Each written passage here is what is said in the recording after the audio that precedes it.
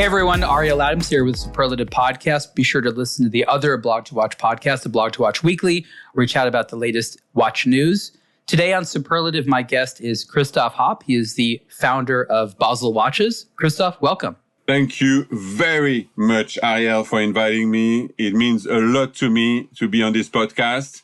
And I think I followed you from the very, very, very beginning. So it's been a while now. Yeah, I definitely think we were in contact prior to when you started Bausele. You were, I don't remember who you were working for immediately before, but you've had a lot of experience at group brands. Who was it? What watch brand were you working at immediately prior to starting your own company? Immediately prior, I was working in La Chaux-de-Fonds, and I was making the watch hands with Universo. So I was the CFO of Universo in La Chaux-de-Fonds, working, it's the watch hand, making 80 million of watch hands for the whole industry. Cool. But before that, I was working for Technomarine as the CFO for Technomarine with Franck Dubarry. But really, Universo, that was really prior to leaving Switzerland and moving to Australia. So you were working in, and we'll get back to some of the interesting roles you had in the watch industry in Switzerland, but you moved to Australia and then you decided to make your own brand. Now, today it's very popular, of course, for people, especially people who have a lot of experience in the watch industry, to just go out and start their own brand.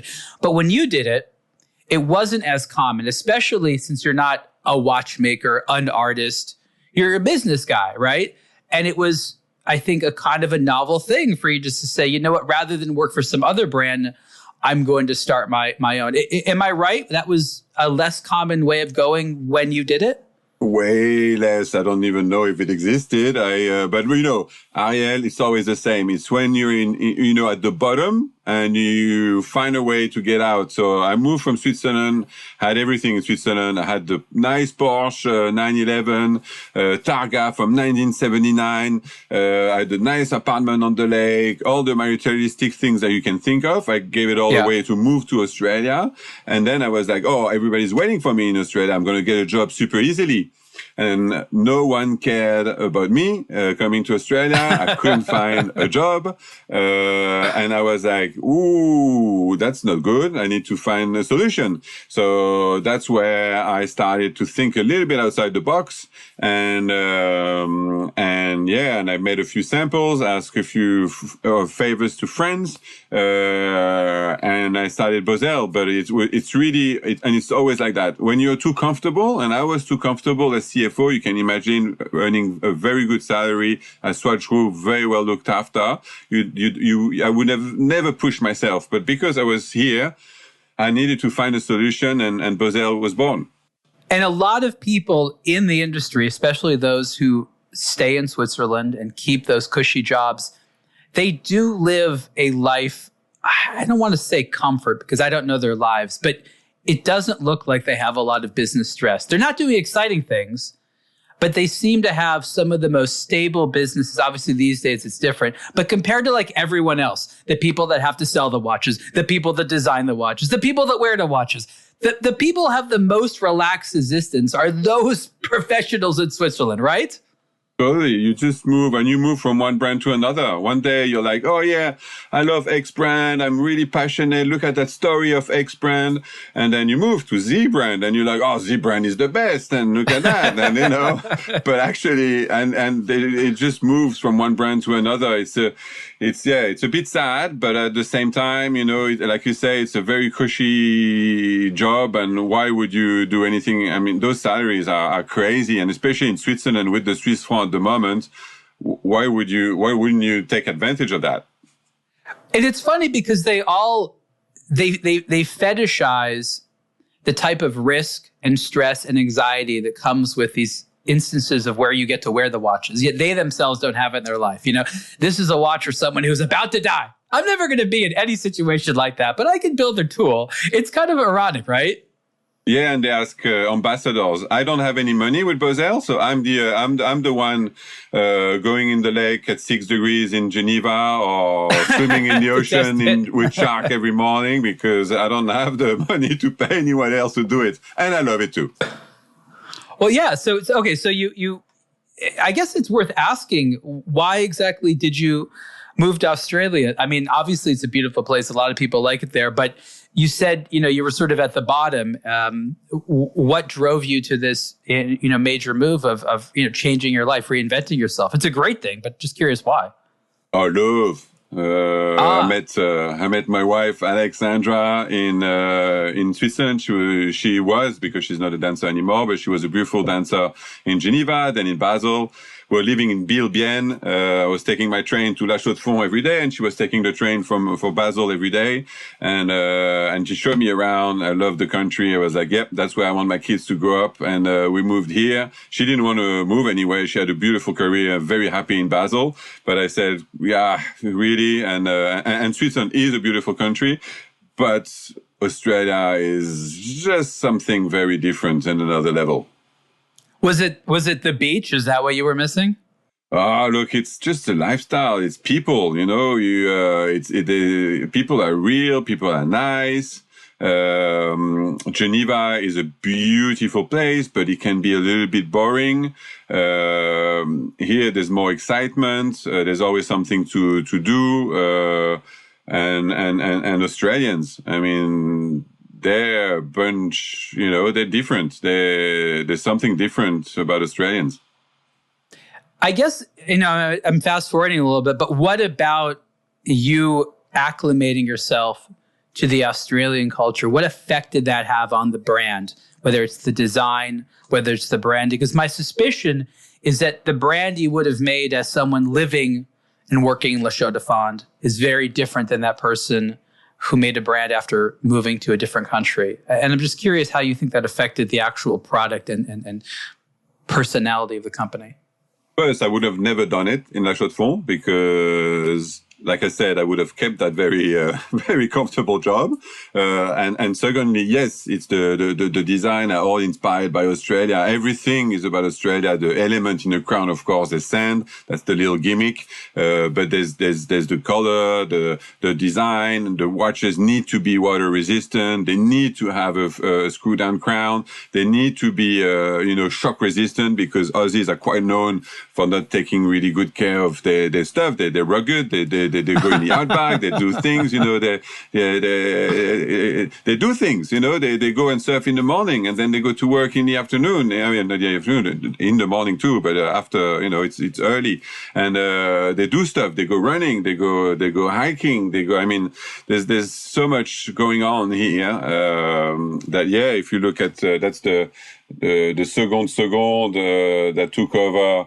Our cine diver, you can see the shark fin or the surf fin, depending on your perspective. But the colors, and look how thin it is. So I swim with that watch every day, and it's super thin. It really fits the wrist well. So even swimming, I swim 1.5K in the ocean every day, and so. To answer your question, clearly everything is inspired by Australia or the Australian lifestyle. Now, Australia has been among the newer watch markets in terms of its sort of global position. I mean, obviously, they've always bought watches there, but years ago, you didn't hear about Australian tastes. Now they have watch clubs in Australia. There's brands in various parts of Australia. There's, some interesting watch stores in Australia. It's becoming a watch market. And my question is, do Australians like the idea of Australian brands, or, are they more interested in sort of foreign brands? Because I find that different countries have this desire. Like some countries, they like the idea of a made of America watch. Other places are like, no, I don't care if there's a watch made in my country. We don't know how to make watches. That's not why I want to buy a watch. How do Australians fall into that? It's a great question, Ariel. It changed over the time. So when I started 13 years ago, it was very price sensitive. So they were happy to have an Australian brand, but they wouldn't spend too much on the watch. So I started with products that were $300, $500. I didn't, sell a lot of watches at the start. Now we sold 17,000 watches since the beginning. But at the beginning it was maybe 100 watches there. It was not a lot. But now they're my biggest supporters. Clearly, number one country is Australia, even though we are going through a recession like everywhere in the world, last year and a half. It's still the number one, and it's still my biggest supporter. Also, because I do a lot of bespoke, so I do a lot with the military. And that bespoke side of the business is quite big for me. It's 25% of my business. Wow. So I do watches for the Air Force, for the Royal Australian Regiment, ASD, the cybersecurity. So I do a lot for defense, and that also helps, because then people have a watch of, and there's quite a lot of them. And then at the dinner, people will see the brand and they will like, and then they will buy the watch that they will see on the website. When military units, squadrons, whatever, buy these collections of watches, why do they do it? It seems to be a popular thing. You're one of a few brands that do it. Why do these groups buy these watches, and what exactly do they do with them? So first, I love working with them because they're really passionate about what they do. I am hyper passionate about what I do, and talking with people that are as passionate about what they do is rare in life. And because they're passionate, they want to keep a memento of that unit and that time that they spend in that unit. And what better than a watch? It's nice.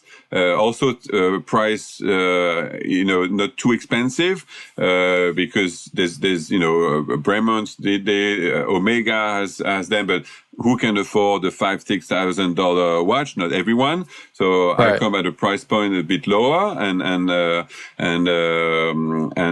we get 250, 300 watches sold to those units, and they love it because it has their little insignia. It's limited edition, and then they will move unit, but they will keep the watch. And usually, then when they move units, they ask for a watch for the new unit that they're moving to. Oh, so it's like group identity. It signifies you as being part of this particular type of club, and in a way, it's similar to getting like a tattoo, just a little bit less permanent. Exactly the same that getting a tattoo. Exactly the same. Okay. It's super important to them, the unit that they've been part of. That makes a lot of sense. And how'd you get into the military side of things? That's, you look at the website, you see a lot of sport watches and things like that. Obviously, there's a military aesthetic to a lot of it. How'd you get into doing that type of business? So the website's going to change a little bit. We're going to start to tell people that story of the military because we're not good at telling that story. So we're going to change that. We've been contacted by the Australian. The first one was the Army Intelligence Corps. So the secret agents for the Army. They contacted me. They want not so secret watches.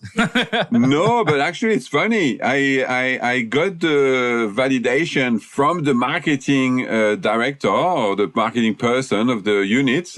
That I'm allowed to talk about it, show a picture, so I can even show a picture of the watch and communicate on the watch. They validated the press release and everything. So how funny! It was a funny one, but they were the first. And then Royal Australian Air Force for the centenary we did.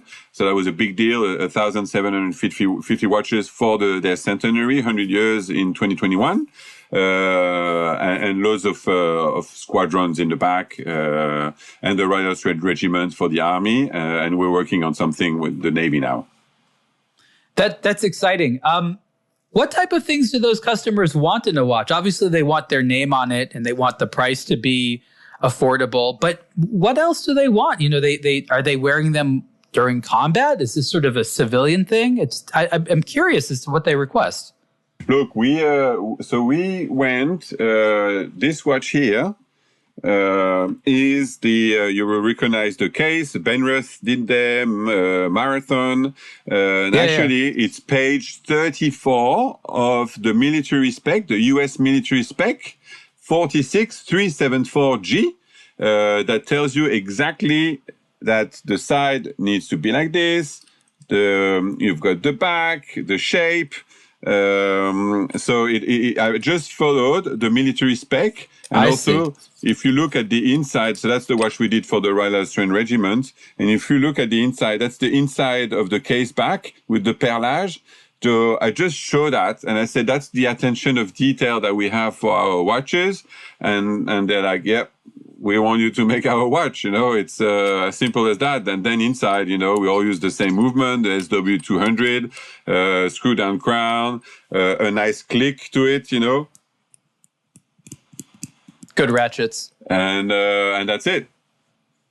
Okay, so you basically have a military specification. So you don't have to sit there and design anything special. You're like, there already is a military watch, and that makes it relatively straightforward. Okay, so that answers that. I found it very interesting that you worked for a hands maker, which is, skeptically looking at it, it could be like, oh, that's one of the boring jobs of the watch industry. But it is true that hands make or break a watch. Absolutely. Absolutely. Getting the right hands is more than just calling someone up and being like, give me your best hands. I'd love to hear a little bit from you about the hand side of the business. What did you like about it? What was challenging about it? What should people maybe know about it? I think it's so fascinating. I totally. To me, dial, hands, indexes. First thing I look at the watch. Sure.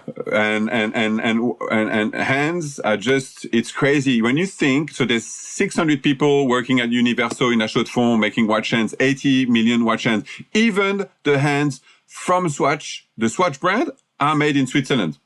Even them, all made. So it's you start with a band. You punch. I'm not going to do the whole thing, but just stay with me just 1 minute. You punch, and then you have one hand. And the one hand goes through various people, but all hand by hand. It's crazy to think that it's a manual process. And there's 600 people working on that, and it's mad. Amazing machines. The process that I loved was how you do the blue hands for Breguet. How you see them changing color with the heat, but also the side and really for Omega, you've got the beautiful shape size which are shaped with a diamond, and that's all handmade. It's all handmade by someone that's really proud about what they do.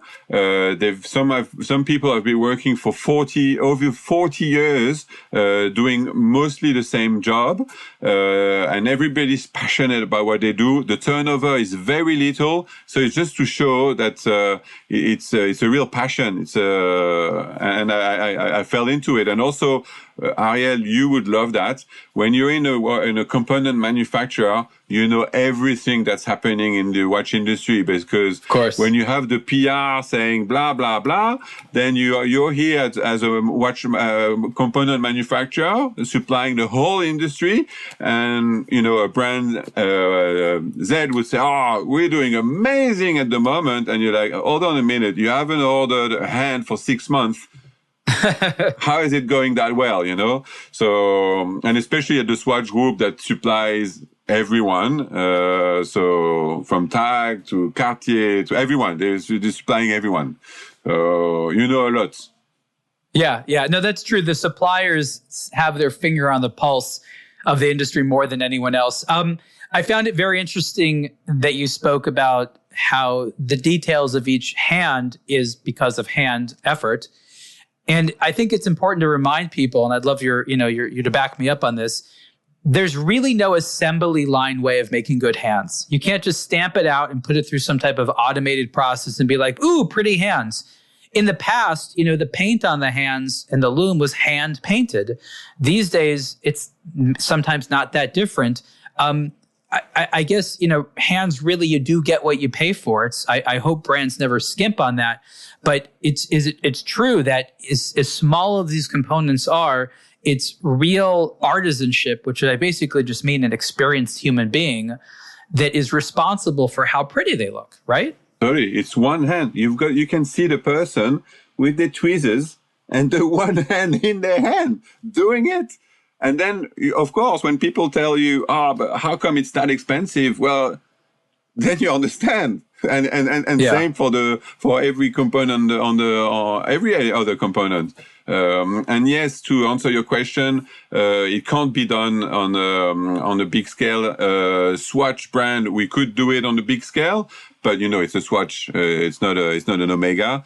And the result is okay, but it's printed, so you can see that it's printed. You can see that it's not, but it's very automated, but still made in Switzerland. So kudos to them.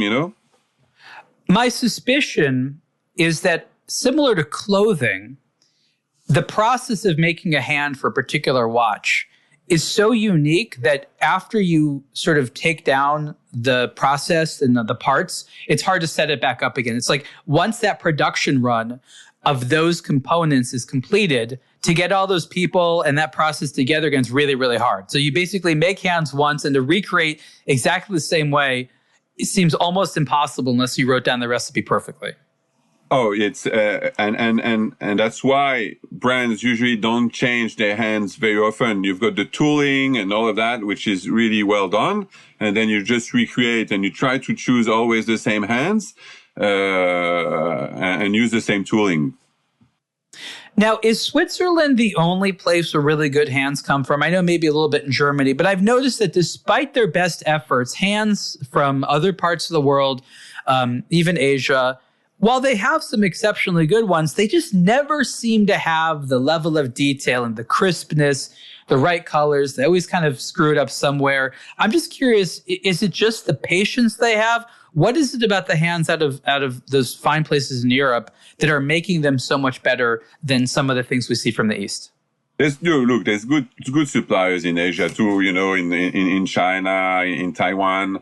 There's some good suppliers. So they have some. Yeah, they have some. But it's rare. It seems rare. It's rare, and you can see on the side. Usually, it's not cut exactly, but you really have to go super close and super big.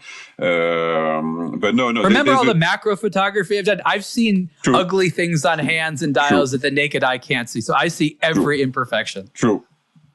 With that, you can see, and you take a hand of Universo or any other supplier in France or Switzerland, and you know that it's a different quality for sure. Now, coming from a background of working at a supplier, knowing at least that side of it, and then saying, I want to be a customer now of a supplier, what did you do differently than maybe most people do? Because I have noticed that that's the one area which is the trickiest to get right. Not only finding the right supplier, but the ongoing negotiation to make sure that they deliver in a reasonable time, charge you in a reasonable time. Talk a little bit of how you navigate your relationships with suppliers, having the experience you have working as a supplier. I don't. I'm doing my best. It's so it's hard for difficult. You too. It's so difficult. But again, if I had all the money in the world, maybe it would be easier as well. So, but you always have to juggle. Cash is king for a small company. So you just try your best. But it's not easy. What's so hard? Explain to people. What's so hard? Oh, timeline and just getting the time right, and despite all my efforts, I always get it wrong. And I'm from the production side. I know exactly how things are made, how long, and I always take buffers and the whole thing. Every time I announce a launch of a product, I am wrong. Every time. Well, so you're wrong in terms of what? I mean, I'm really interested in Of delivery time. There's always, I would say, So you say when you, okay. So again, I want to unpack this. You tell a customer or a supply or distributor or retailer, like people you need to send watches to. You say, you know what? I have a lot of confidence they'll be ready by November 1st, right?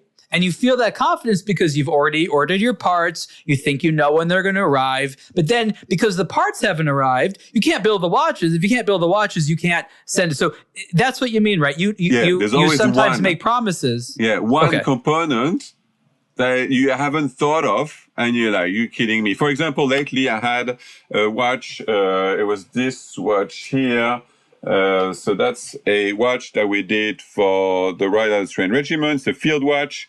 We've produced close to 2,000 of this watch with that crown, and we just changed that crown for a watch called the Langstone, which we made for the 80th of D-Day. And so it's a bigger crown, and but the crown, the same crown. It got delivered.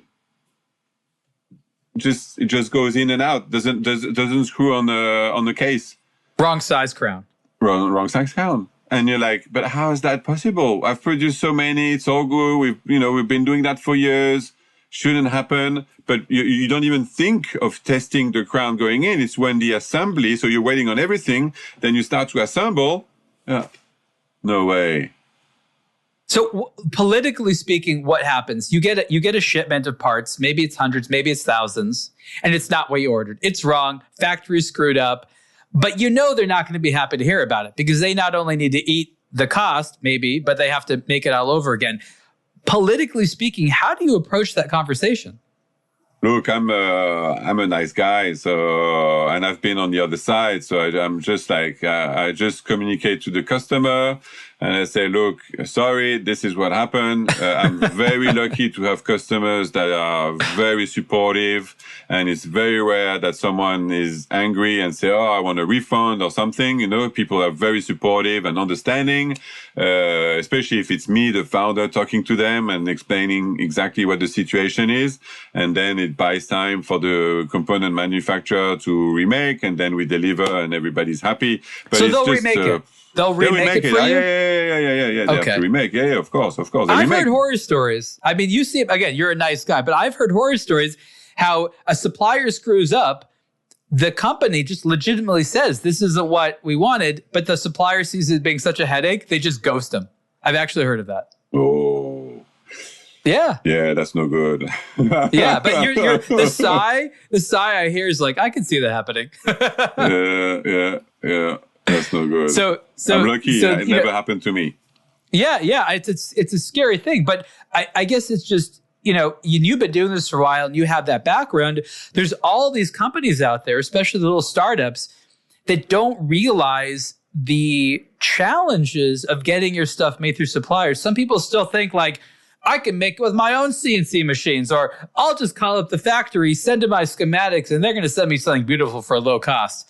Like, I am impressed when a company just actually manages to get a working watch, like one working watch that's a production, ready and ready to sell. That's impressive, right? Let alone being beautiful or well priced. And especially because you need to make 500 or 1,000 minimum. Otherwise, the factory won't even, if you go to a good factory and you say, look, I'm going to make 100 watches, they're like, no, we're not interested. So if you want to go in a good factory, yes, there's I know them, they're friends, we've known for many years. Okay. They're nice, but the minimum order quantity has to be 500 or 1,000. And that's a big risk. Every time you produce, you need to get it right because you have to pay 50% in advance. It's a complicated world. Let's move on to talking about some of the designs at the Bausele brand. And I've been asking a few people about this lately, and your brand has had different designs over the years. I think it started with a quite modern design, actually, and you kind of fell back into a lot of classic looks, obviously sort of retro sport watch look. Why do you think the sort of retro sport watch look has endured so well? I know there's phases and things go in and out of style, but the sort of retro sports watch look, I don't think it's a trend. I think it's something deeper than that. And I'm just wondering why that versus a modern design, in your opinion, does so well with consumers around the world.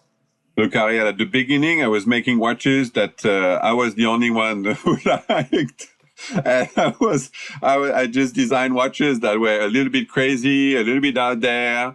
And I started to put some, in France, we say some water in my wine, and try to find the right balance, because at the end of the day, you need to sell watches to make money. Otherwise, you're not going anywhere. And that's what I started to do.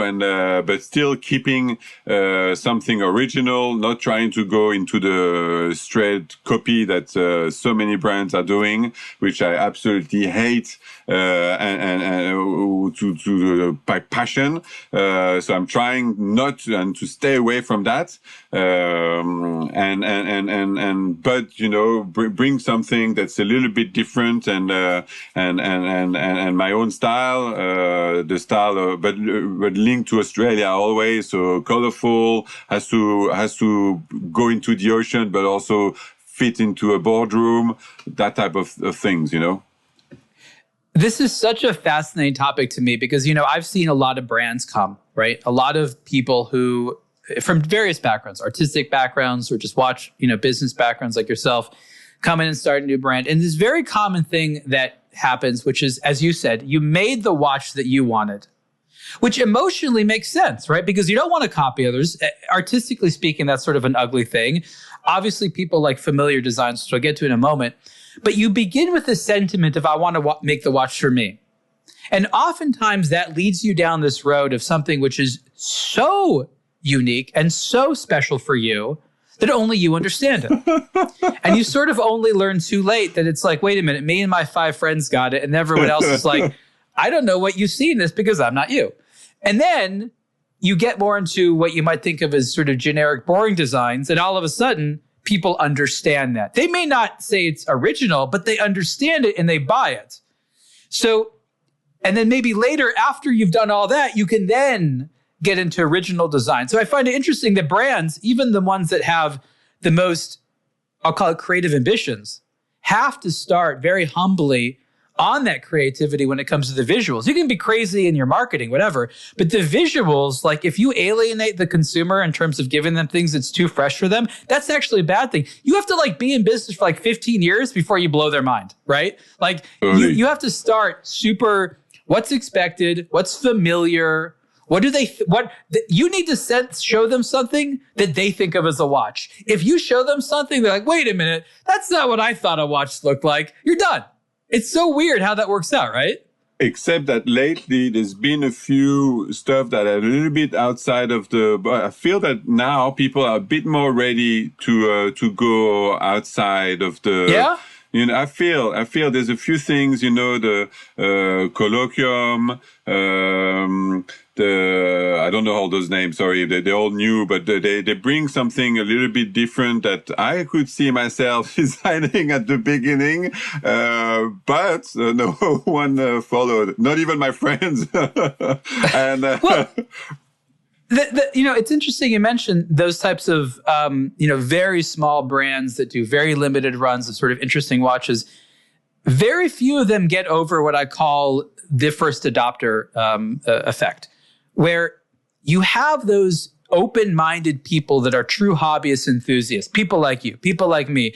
We're open-minded. We're happy to wear something totally new and different because we're comfortable with the category, right? We know what to expect. We know what's different.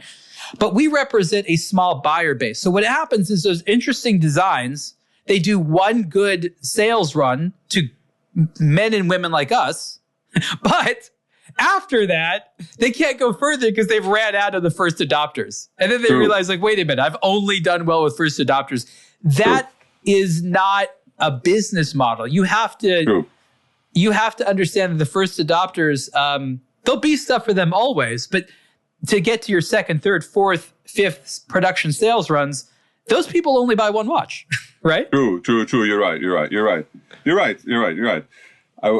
That's exactly what I've done, except that I didn't sell. Well, but first run. It's interesting I did sell them at the end. I did sell them. Yeah, I didn't but it took a while. It took longer a while. than you wanted. Exactly. But you followed your heart. You did what you thought you should do, and the industry says, Christophe, make the watch you want. Focus on what you like, and it's like. You probably just took their advice. It's like, wait a minute, y'all give me terrible advice. Why'd you say that to me? Exactly. That's yeah. And a retailer will tell you, oh yes, I would love to have your products in my boutique, but I need a range. So I need at least 3 different collections, and I need, 5 colors and da da da. So you start to ramp up and you work towards that. And when you're finally ready, because it needs a lot of time, a lot of money, and you get there, and then they're like, oh no, time is not right anymore. So there's a lot of that too. Yeah, it's an ongoing challenge, and I think it's interesting to talk about it because most people, again, don't see it from the outside. I want to talk a little bit about price points. I have been talking a lot about what I call consumer price sensitivity. I very firmly believe that a huge amount of the reason why smaller, newer brands are able to even thrive or succeed is because bigger brands routinely have this habit of increasing their prices, and it leaves open these big gaps in the market. And it goes to the fact that someone who could buy a $2,000 watch can't just immediately buy a $2,500 or $3,000 watch. And someone who buys a $500 watch may not be able to buy a $600 watch. And my viewpoint from the evidence I've seen is that consumers are extremely price sensitive. So I just first am curious, do you agree that despite the fact there's a big range in prices of watches, the individual consumer tends to have a very narrow price that they like to spend? No, totally. In Australia, let's take in Australian dollars. So don't think those are, it's not US dollar, but in Australian dollars, Tag Heuer is a huge brand in Australia. And they were proposing watches around the 2,000, 2,500. Now the first Tag Heuer is 4,500. So it leaves a gap in the market for those people who want to start. And $2,000 already for a watch is a lot of money for the first time. It's a first watch. Yeah. It's a lot of money, $2,000. And that's where we are. We're at the $1,000 to $2,000 maximum.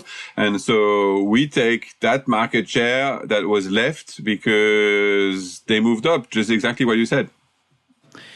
The big brands, the Tag Heuers of the world, they operate with an interesting philosophy, and I've never seen it actually work out very well. And I'm curious to know your thoughts on it, if you see it the same way I do.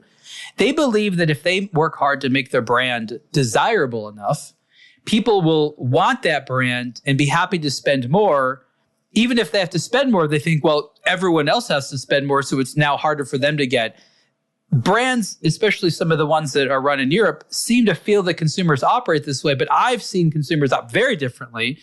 And the amount of, we'll call it brand loyalty they have is quite low. They want an experience. That's what they're loyal to. It's not a brand or a model. It's a price point and a way that they want to feel.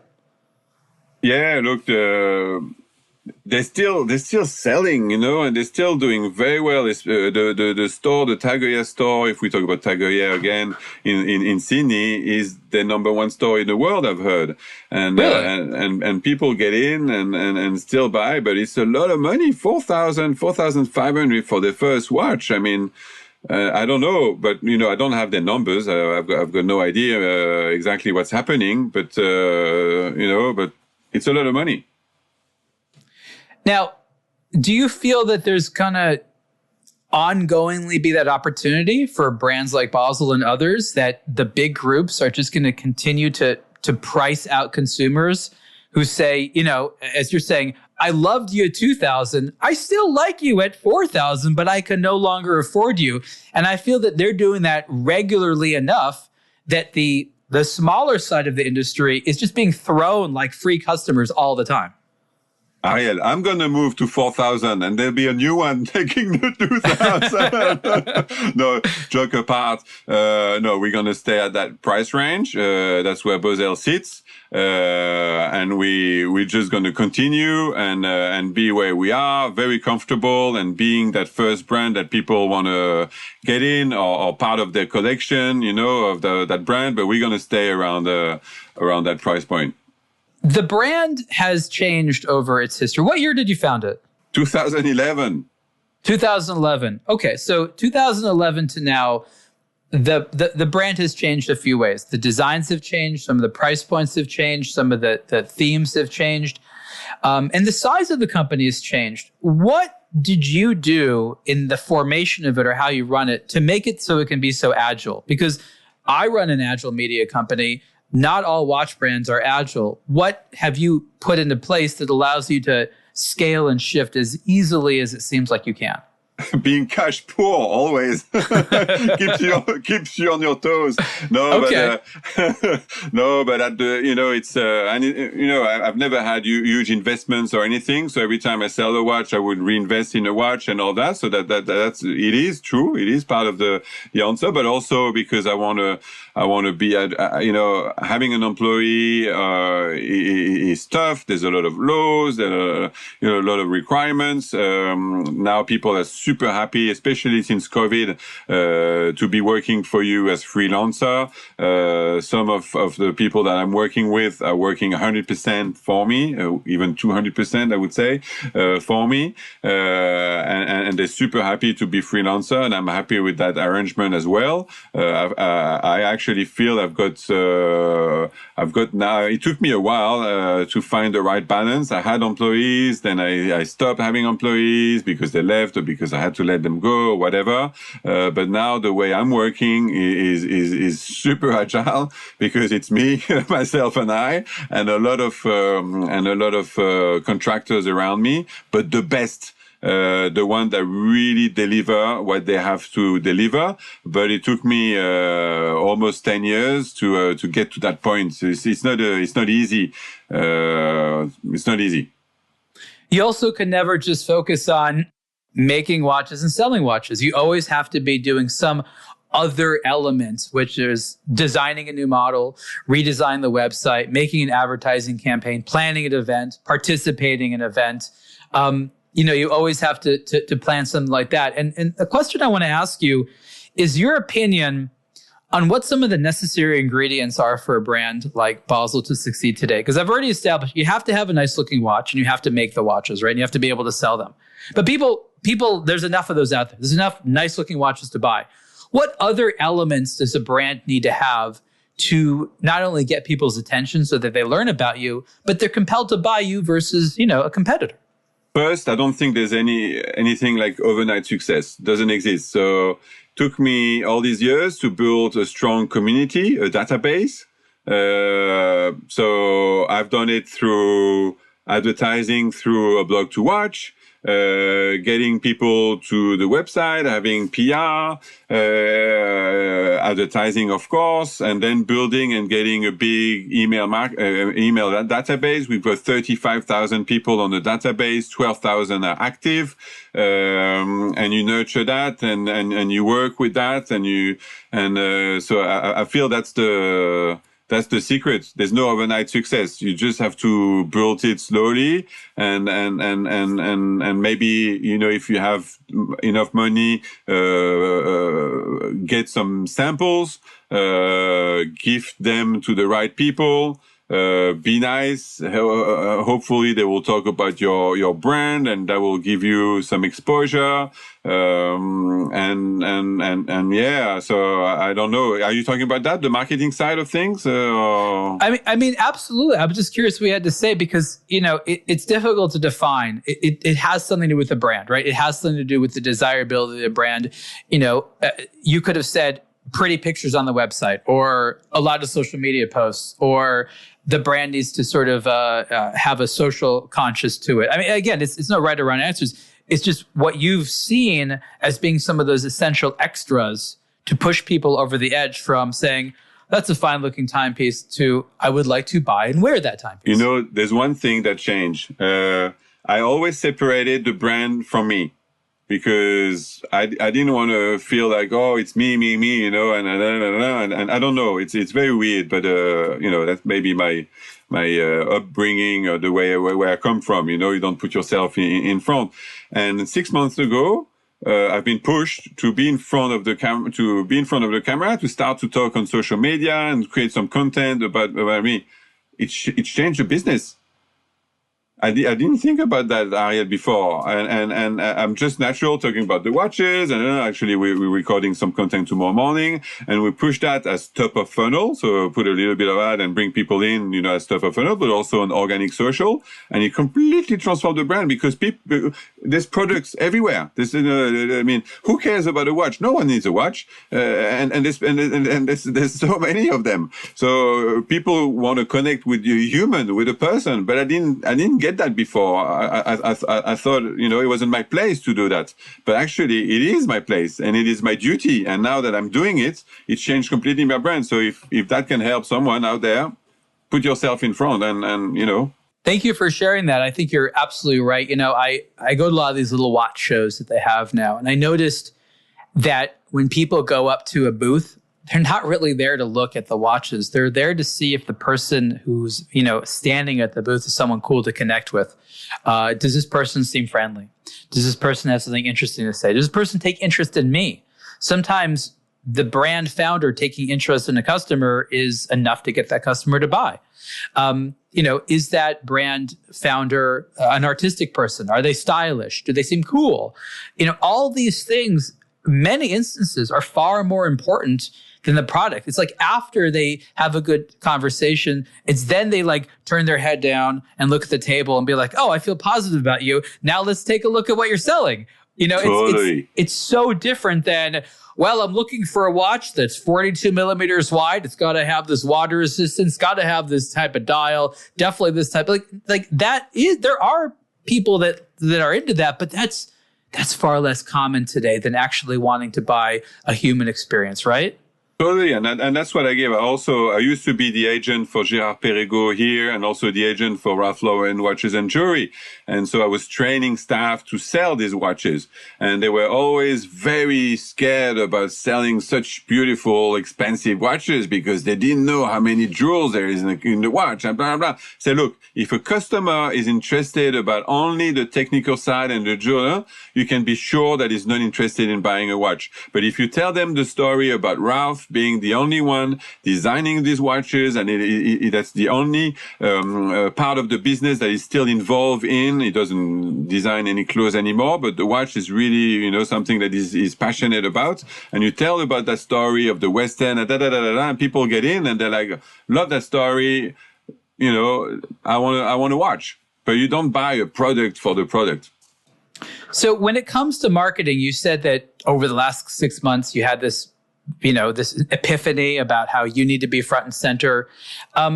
Spending money on marketing is almost a crucial thing. And I find that a lot of brands, rather than decide what to spend the money on, they first have this kind of useless conversation of, should we spend money at all? And the internet era, with the speed and the diversity required, doesn't really allow for people to sit there and make too calculated or careful decisions. It's like they just got to be fast with marketing and do it. And the risk is not doing any at all, because no voice is silence, and silent things are ignored. How do you, again, as someone that comes from the calculated side of the industry, get over the hurdle of, I have to see a report that tells me how well it's going to do before I spend any money? How do you just say, I don't know what it's going to do for me, but I know I got to try stuff? Look, I was like that at the beginning because I didn't have much money, and I was like, I need to know that my dollar that I'm going to spend is going to give me a return. Otherwise, I'm screwed. And now I've got the confidence because I've got tools. So basically what I've got a little report that every day I put in. So I put every day how much I've earned in revenue the day before, how much I've spent in ads. If you don't spend in ads, you don't sell watches. Simple as that. And then I just look at that and then look at the return on ad spend. So on global, on the website. So I don't care if it comes from any channel. I just look at the general. And if I'm winning, I just spend more. And the more you spend, the more money you make. But I needed to get to that point, and it took me a while. And I was guilty of doing the other way before. But now I just have the tools, and I'm reinsured because I can see it physically. Being I'm a chartered accountant, so just being an ex-boring accountant, I needed to see it. But now that I see it, I can see exactly that when I spend money, it brings back revenue, and that's as simple as that. And we haven't spent money in France for a little while. Well, we stopped selling watches in France. That's that's it. It's interesting that you say that you just sort of started doing it and it feels good. The people in Switzerland, especially, that are more hesitant about it, they obviously know that marketing needs to be done. And I guess the question is, who do they think is doing it? If they're not paying for it, who do they think is getting people excited about their product? You know what I mean? Like, they know that it needs to happen, but they don't do. Who do they think is doing that work? I work for brands that are like, nah, we're not going to pay this. And I'm like, how can you not? I know exactly how much you're earning. We're talking about not even a month of your salary. And you need to spend money, and you need to support also. That's something very important. And it's a whole ecosystem, and you need to spend money to make money. That's how it works. Unfortunately, it works like that. So, but talk more about the psychology. How did you figure that out? Because I think the important word is it's an ecosystem. All the different parts of it have to eat. If the watch brands are the ones that end up collecting the money, even if they're the ones that gathered it, they need to share it to the other constituent parts that help them do their thing. It's kind of like they feel once the money reaches us, it's never leaving again unless we pull it out of our dead fingers. What exactly accounts for that mentality, even though it clearly is an ecosystem? No, look, it's a tool, but I think most of those people don't have the tools, and they just it's. I've got a file that has, exactly. I just punch in the revenue. Then I've got all my expenses, monthly expenses, the accountant, the car, whatever, all my expenses. And I put in as well how much I spend on Meta or Google or whatever in there. And it gives me a calculation. And I just, of course, every day it's a bit, you don't look every day because some days you win, some days you lose. I mean, I don't put an ad and then someone buys a watch. The cycle is 3 weeks at least for someone to convert and to buy a watch. At least.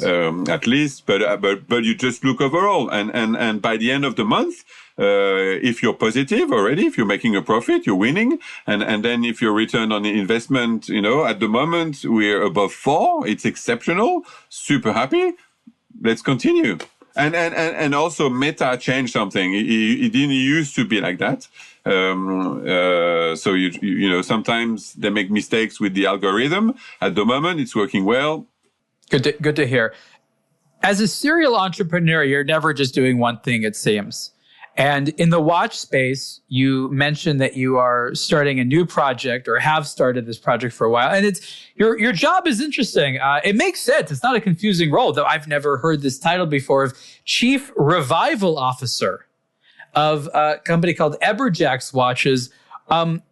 What exactly, I mean, maybe it's obvious, but what does the Chief Revival Officer do exactly?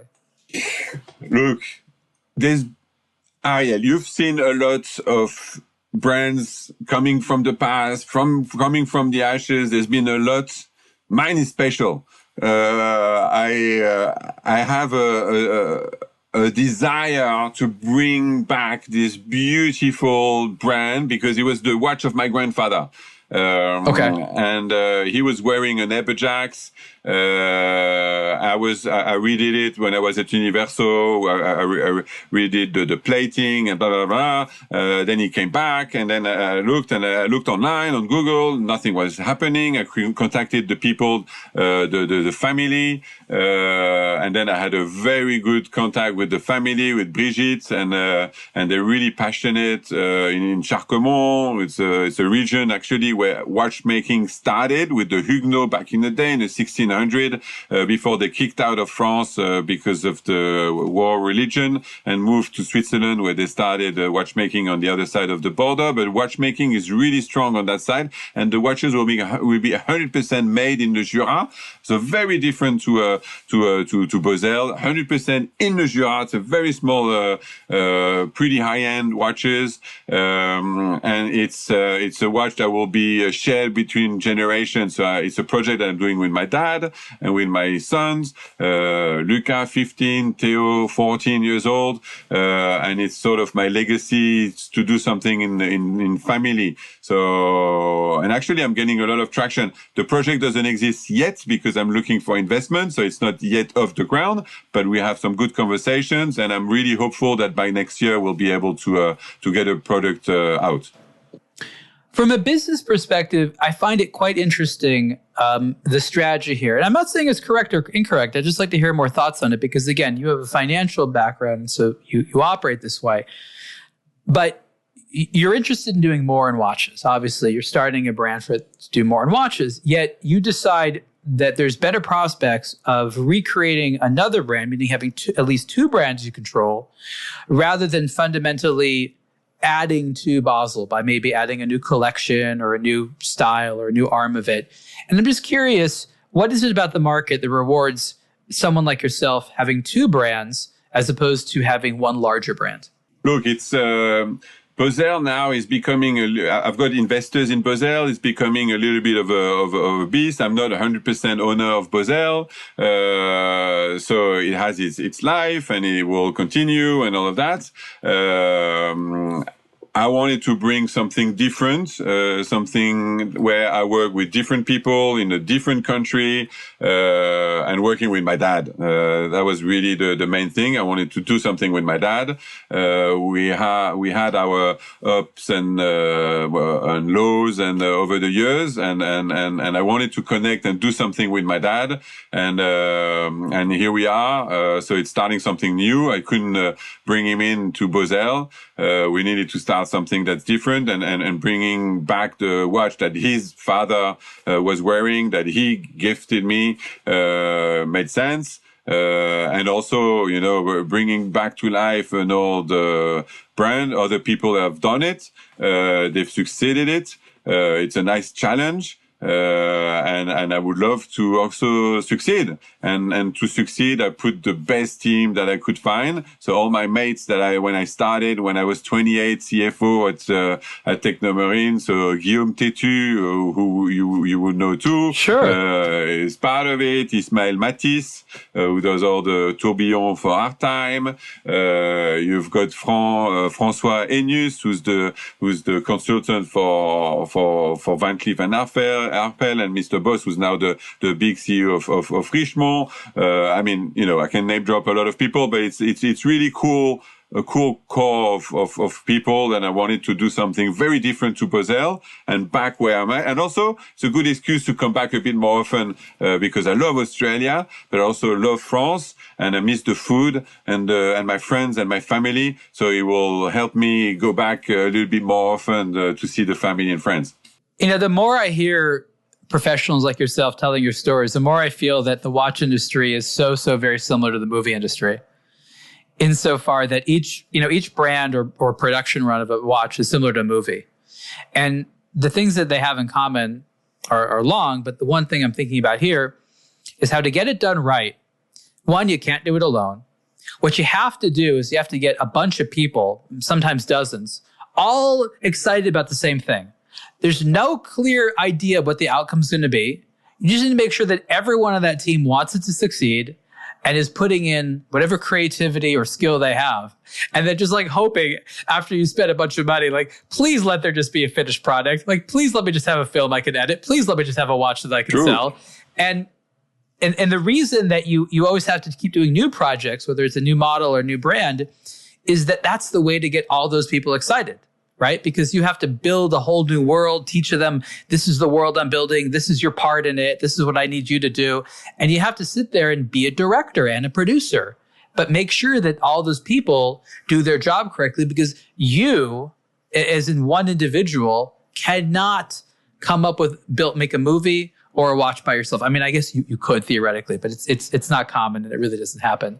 Do you agree these similarities? Totally agree. And I feel like at the beginning at Bausele, I was a bit alone. I'm in Australia. There's no industry. I was talking to people and people would talk to me about their Rolex and the number and how much it's worth and all of that. And I was like, I'm sorry, I don't care. I love the component, the backstory, the not the champagne side of things. So yes, I felt a little bit alone. You are with aBlogtoWatch. I'm with mates, and I think it will change, and it will be nice. So I'm super excited, and also the new beginning, always, because at the moment I'm thinking 600% of my time Bausele, and that becomes a little bit too much. So now I've got something else, and actually that gives me. I always did something else. I was agent for Girard-Perregaux, as I said, or agent for Ralph Lauren watches. We always had a little something to keep me connected with Switzerland first, and the industry, and also to keep fresh, and then you have a fresh eye on what's on Bausele, and it just helps you feed that energy. I swim every morning. That gives me a lot of energy, but you still always have to find new energy. I mean, it's not easy, to keep motivated. So to me, that helps me keep motivated. Yeah, I think that's an important thing to say. If you are running a watch brand, what you need to do each day isn't quite clear. Sure, you have your inbox, sure, you have your main priorities, but like where you move the brand, even if you realize, like, I need a new model, what does that new model even look like? How is it designed? Who's going to build it? None of these things are clear. The market doesn't really give you too much guidance. You just need to figure it out and hope for the best. And that's why doing the same thing each day can put you in sort of a tunnel where you forget to do some of these things. So by switching around, you remember oh my God, I haven't thought about changing a dial design for forever. But now that I'm doing it for some other project, my mind is thinking about dial designs. And so that type of bouncing around a little bit, if you will. I mean, look, I running aBlogtoWatch, I do a bazillion different things, which I like, because if all I did all day was try to make business deals, do podcasts, or write watch reviews, I wouldn't think about too many other stuff, right? It'd be difficult. So I fully agree with you. And also the synergies, the synergies. The logistic for aBlogtoWatch will be the same logistic than for Bausele. The customer service, same thing. So there'll be synergies between both companies that will help actually Bausele to grow and aBlogtoWatch. So yeah. Always thinking like an accountant. I like it. I recommend everyone go to the Bausele website. It is BAUSELE.com. Christophe, is there any other places on the internet you want people to go to learn more about the Bausele brand or yourself? No, well, look, the social media, have a look at the articles that have been made on Bausele, on aBlogtoWatch, and we've got Alon from Ace Jeweler in Europe who's taking care of the brand, and yeah. Wonderful. Alon is on this or the aBlogtoWatch weekly show very frequently. This has been the Superlative Podcast interview with Christophe Hoppe, founder of Bausele. Christophe, thank you so much. Thank you very much, Ariel.